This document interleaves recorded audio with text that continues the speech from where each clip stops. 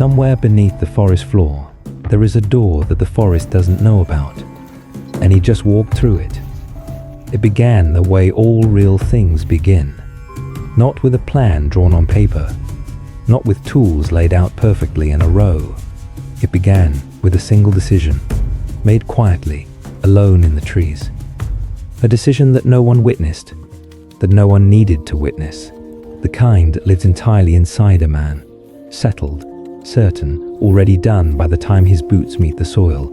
There is something ancient about a man with a shovel and a piece of open earth, something that goes back further than memory. The instinct to go down, to find shelter not above the ground, but within it. Our ancestors knew this. Long before walls were built upward, they were carved downward, into hillsides, into riverbanks, into the patient, waiting earth. He is not doing something new here. He is remembering something very old. The forest here is indifferent. It does not offer comfort. It does not warn you. It simply continues, the wind moving through the canopy far above, the soil damp and cold just beneath the surface. A world that was here long before him and will be here long after, and yet there is no hostility in it either. The trees do not lean away from him. The ground does not resist his presence. The forest simply does what it has always done. It continues, it endures, it waits. There is a lesson in that, if you are paying attention. But for now, this small patch of earth is his. He is not in a hurry. That is the first thing you notice. There is no rushed energy here, no anxiety in the arms. Just a rhythm, steady, patient, methodical, like a man who has already decided he belongs here. That rhythm is everything.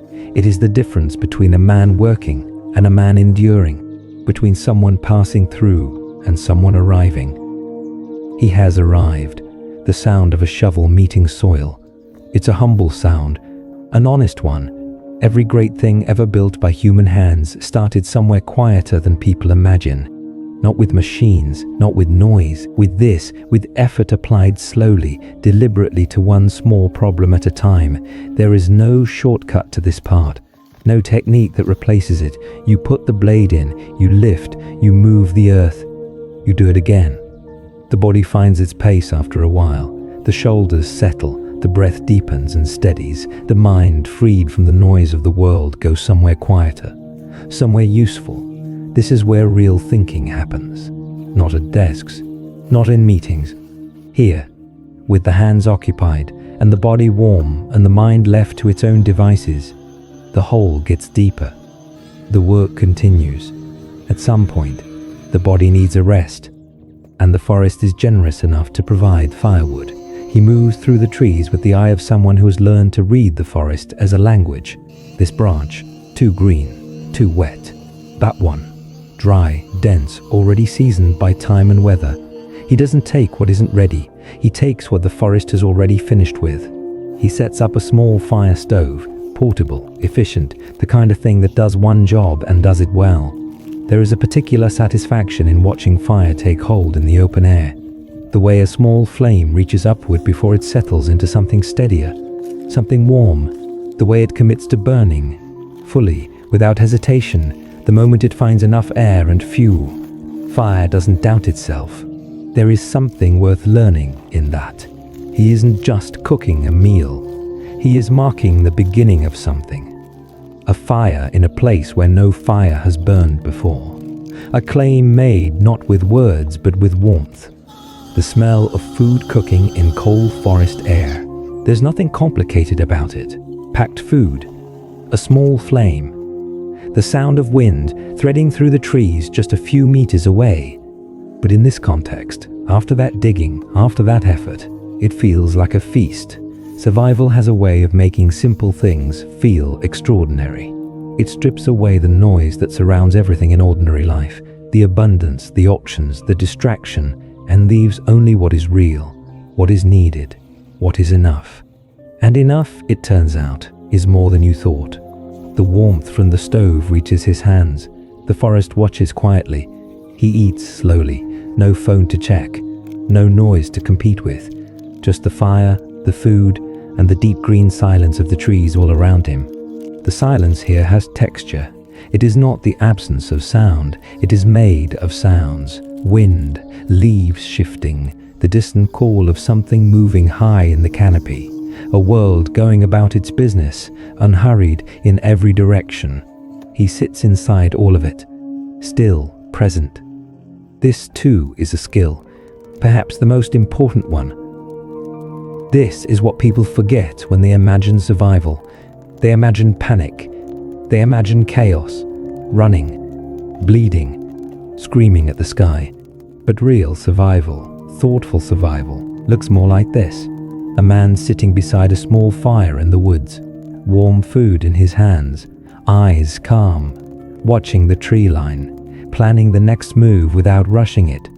The mind in genuine survival mode is not frantic. It is the opposite of frantic. It narrows, it simplifies. It asks only the questions that matter. What do I have? What do I need? What is the next right thing to do? And then it does that thing, completely, without distraction. The rest, the fear, the noise, the what-ifs, falls away. Not because it isn't real, but because there is no room for it here. There is only the work and the fire and the next hour. The fire burns down slowly. He lets it. He watches it the way you watch something you trust.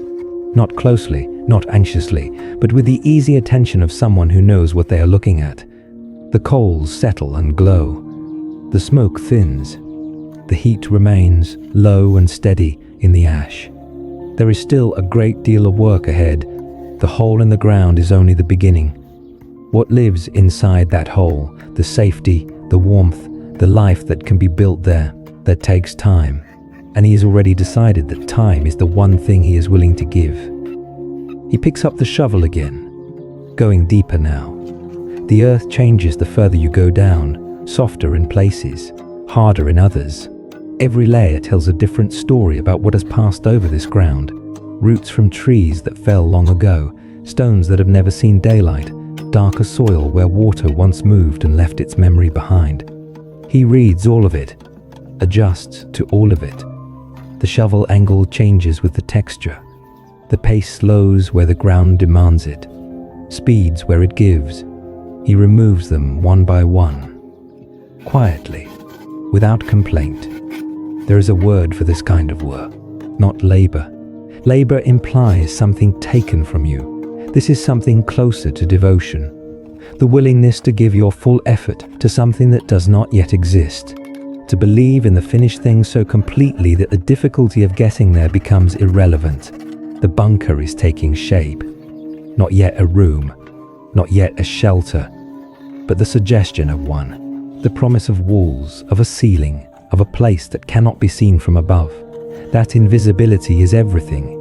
In the wilderness, what you cannot be seen doing is often more important than what you can. A hidden shelter is not just a physical structure, it is a psychological one, knowing that you cannot be found, not by the weather, not by animals, not by anything moving through the forest at night. That knowledge changes the way you breathe. It makes the air taste different. Think about what that means.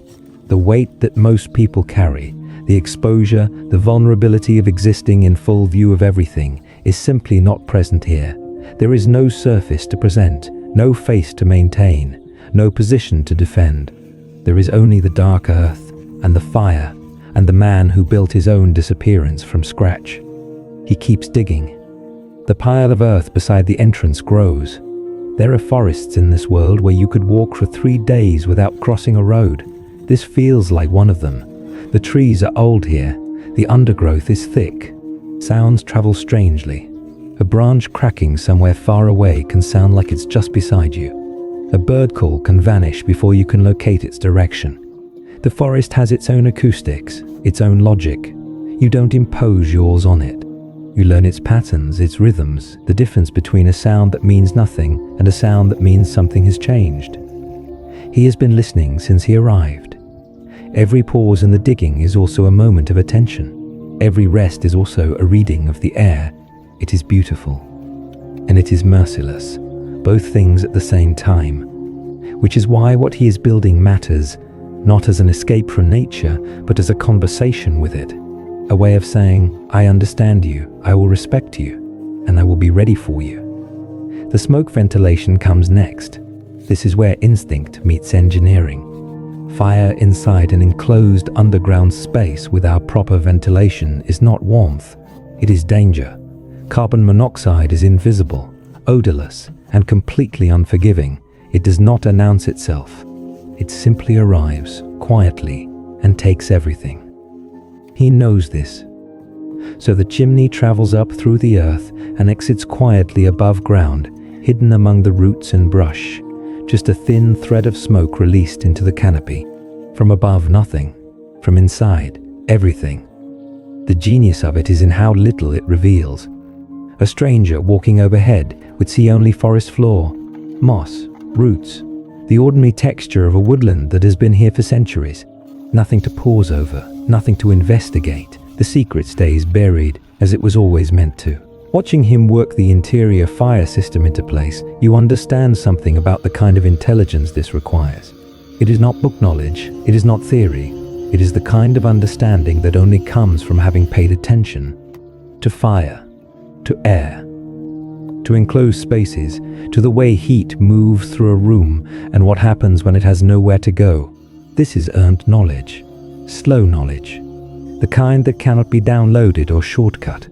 It lives in the hands as much as the mind, in the instinct that says, not yet, before the conscious brain has finished the calculation. He positions everything carefully, tests it mentally before committing, then commits. No hesitation at the moment of decision. That too is a skill. The ability to move from thought to action without the space between them filling up with doubt. The fire catches inside the bunker for the first time. Watch the light move across the earthen walls. There is something almost prehistoric about it. A flame inside a room dug from the ground.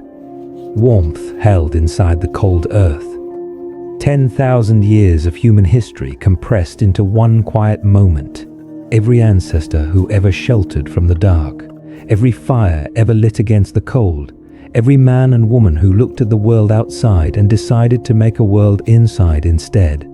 He is not doing something new. He is completing something very, very old. The smoke finds its way out through the vent. The bunker holds its warmth. And for the first time, the space feels less like a hole in the ground and more like a room. More like somewhere a person could live. A shelter is not a shelter until you can sleep in it. He builds the sleeping platform from wood. Simple, raised from the cold ground. Solid enough to hold a body that has been working all day. There is wisdom in raising the bed from the floor. Cold air pools at ground level. The soil, however warm the fire makes the room, holds its chill in the first inches above it.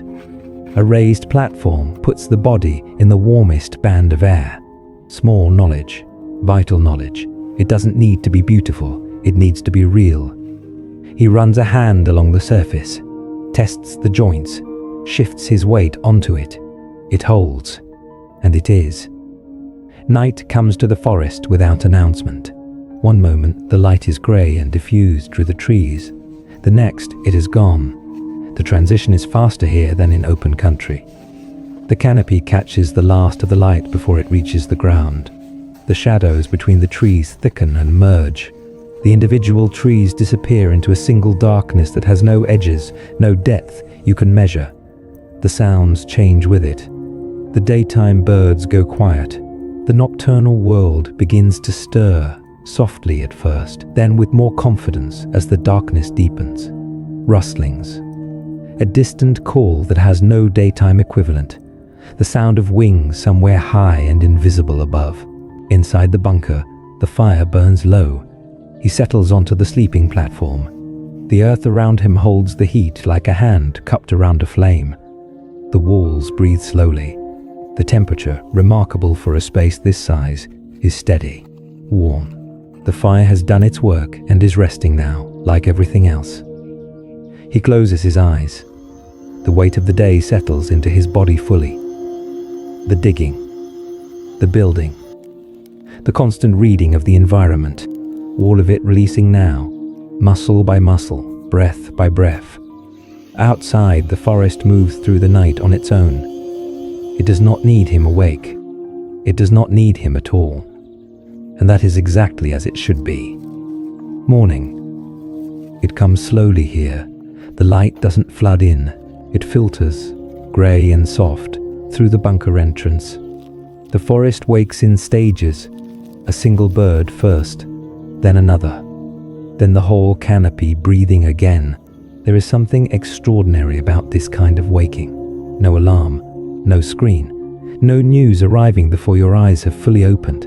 Just the slow return of light and sound, exactly as the world has arranged them, without any human intervention at all.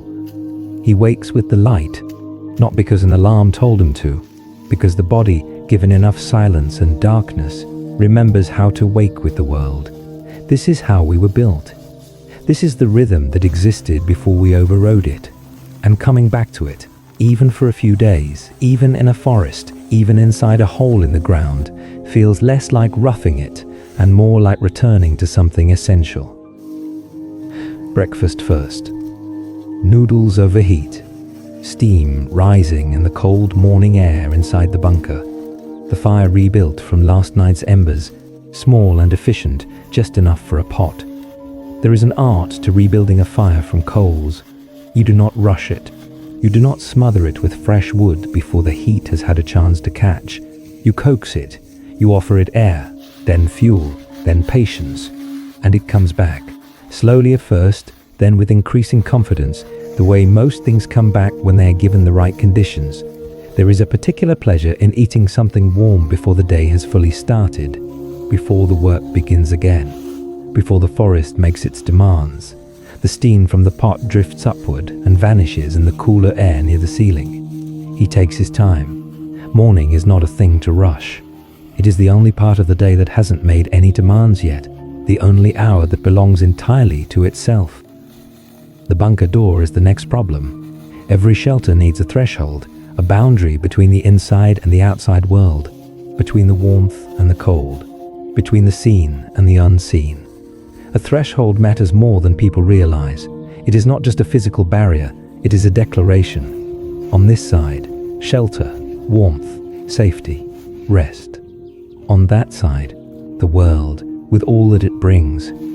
He begins with wood, building a frame that is solid but not rigid, a door that breathes with the structure around it.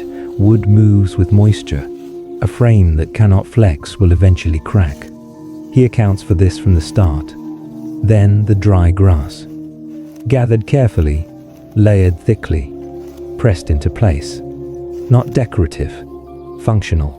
Insulation, camouflage, a surface that the forest will accept as its own. He works it in stages, layer after layer, each one pressed firmly before the next is added.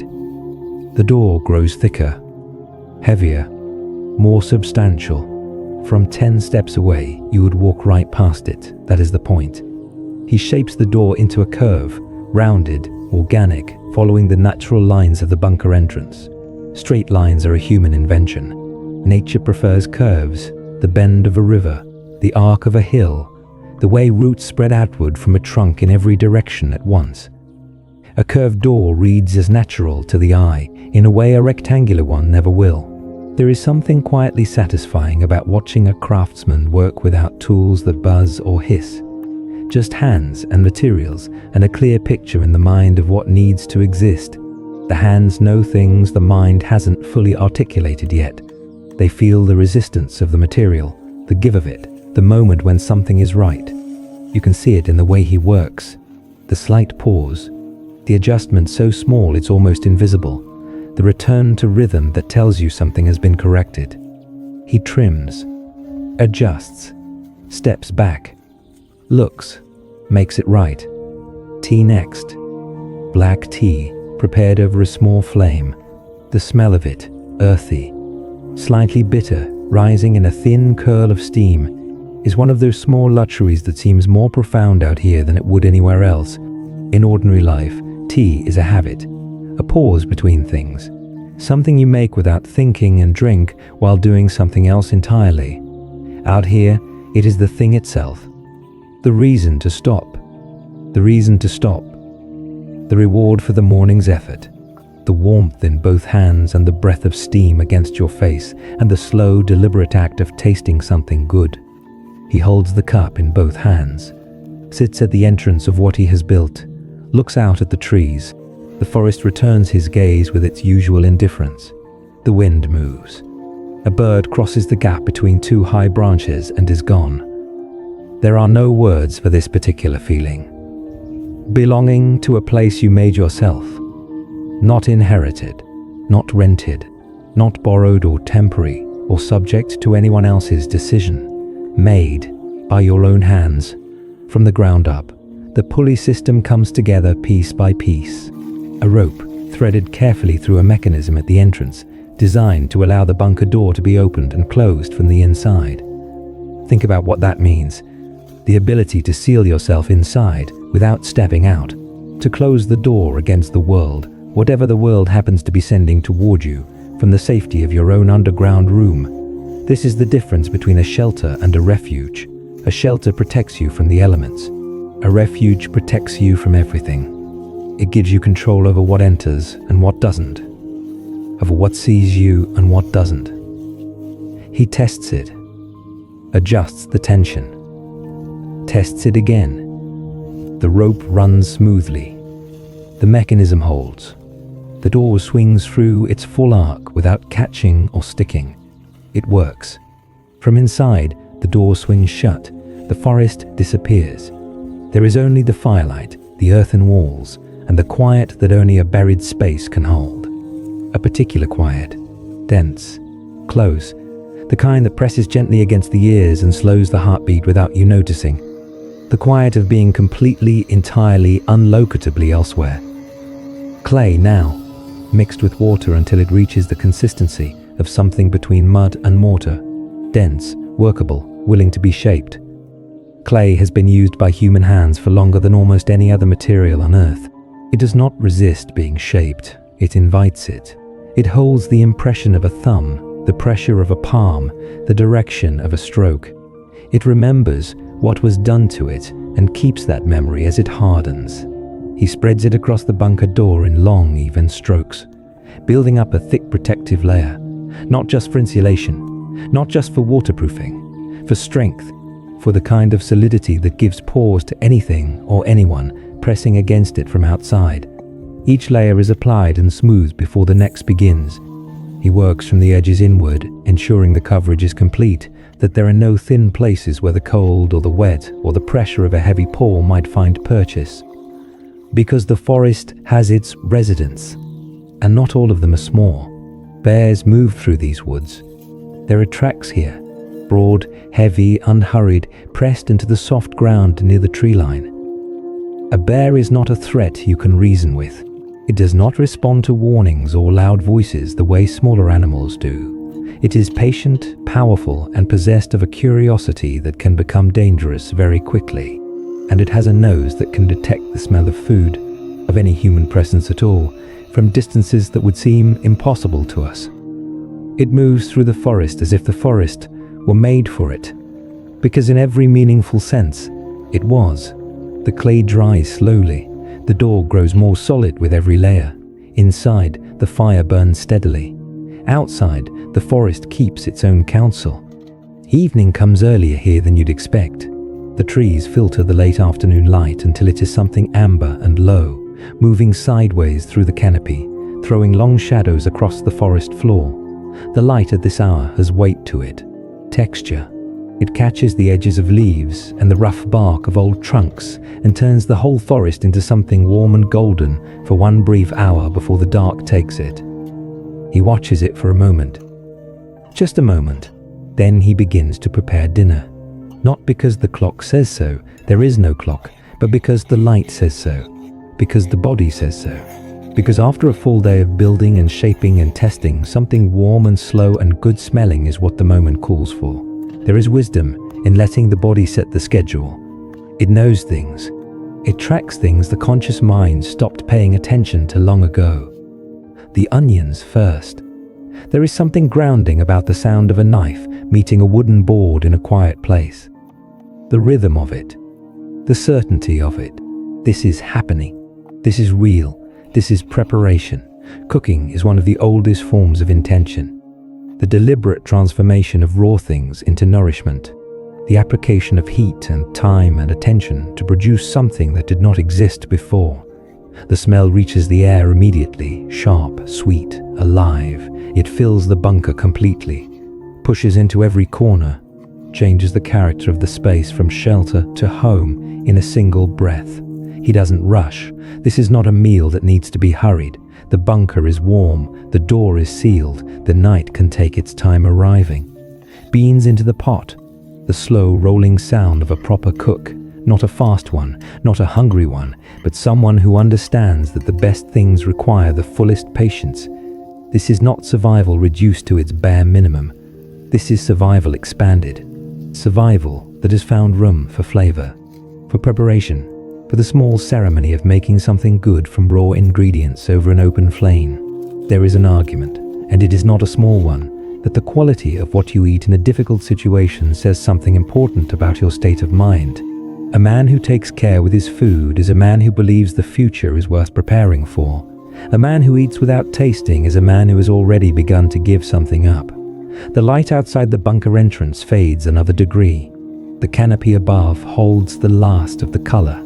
Deep orange at the edges, fading to a pale gray at the center, then nothing. The chicken goes in. Listen to that. Some sounds need no narration. They simply belong to the moment, to the fire and the food and the enclosed warmth of the bunker and the deepening dark outside. The sizzle of it, the immediate rise of steam, the smell that follows, rich, warm, deeply human, in a place that is otherwise entirely of the earth. He adjusts the heat, stirs slowly, watches the pot the way you watch anything that requires care but not constant interference. Present, attentive, unhurried. The meal is coming together. Somewhere outside, something moves through the underbrush. Not close, but not far. A heavy sound, deliberate, unhurried, moving between the trees in the direction of the western ridge. He doesn't look up from the pot. He heard it. He registered it. He made the calculation in a single moment without breaking the rhythm of what he was doing. The sound tells him, large. The pace tells him, not alarmed. The direction tells him, moving through, not toward. All of that information, processed quietly, completely, in the space of 2 breaths. That is what the bunker is for. That is what all of this has been for. Not to pretend the forest isn't dangerous, but to be prepared while it is, to have done the work in advance so that when the moment comes, there is nothing to decide. The decision was already made. The door is sealed. The walls hold. The fire burns. There is nothing left to do but stir the pot. The meal finishes cooking slowly, beautifully. Full dark now outside. The forest beyond the entrance has gone black. The sounds of it have shifted completely. The daytime world replaced by something older and quieter and more alert. The night forest is a different place entirely. Not more dangerous necessarily, but more honest. The things that move through it do so without pretense. There is no performance in it. Just life continuing its business in the dark, as it always has. But in here there is only warmth. The fire, the food, the close earthen walls that hold the heat like a secret. He dishes the meal carefully, sits and eats. There is a version of this moment that no camera can fully capture. The specific feeling of eating a meal you cooked yourself in a shelter you built yourself at the end of a day that asked everything of you and received everything you had to give. The beans, the chicken, the warmth of the bowl in your hands, the flavor of food earned rather than simply purchased, the particular satisfaction of hunger met by something you made, not assembled, not reheated, but made from raw things over a real fire. In a real place. The knowledge that outside, just a few meters of earth and wood and clay away, the forest is running its own program, animals moving, wind shifting direction, stars appearing one at a time through gaps in the canopy. And in here, none of that can reach you. You are warm. You are fed. You are hidden. You are safe. You built this. You earned this. Every hour of it. He steps outside one final time. The darkness here is total. Not the half dark of a city or a town. Real dark. The kind that makes sound feel closer than it should. The kind that the eyes never fully adjust to. They try and find their limit and stop. He stands still for a moment, lets the cold air reach his face, listens. The forest is loud at this hour in its way, full of small sounds and large silences. The wind has dropped. The canopy is still. The sounds that remain are ground level, close, textured, immediate. Somewhere in the trees, movement, a heavy body, low breathing. He doesn't linger. The bunker door pulls shut behind him. The rope runs through the pulley. The door seals against the frame. The clay holds the edges tight. The world outside becomes a theory. Inside, the candles are lit. 3 small flames that turn the earthen walls into something golden, flickering, alive. The fire in the stove breathes quietly. The ventilation carries the smoke up through the earth and releases it invisibly into the cold night air above. The candles throw shadows that move slowly across the walls, not erratically, not anxiously, but with the slow, easy rhythm of something completely at rest. Outside, the heavy thing in the trees moves closer to where he was standing, pauses, lifts its head, finds nothing where a man was, moves on. He doesn't know what it was. He doesn't need to. The door is sealed. The candles burn low. The earth holds the warmth. Somewhere above him, 30 centimeters of packed soil and clay and dry grass and forest floor, and no one who passes over it will ever know that down here a small fire burns. That a man breathes slowly in the dark. That a hidden life exists, quietly, completely, beneath the world that everyone else walks on. The candles burn lower still. The shadows settle. The fire takes one slow breath and holds it. Tomorrow, the work continues. There will be more to build, more to seal, more to learn from the ground and the air and the particular silence of this particular forest. The work is never finished. That is not a problem. That is the point. But tonight the forest can keep its secrets. He has his own.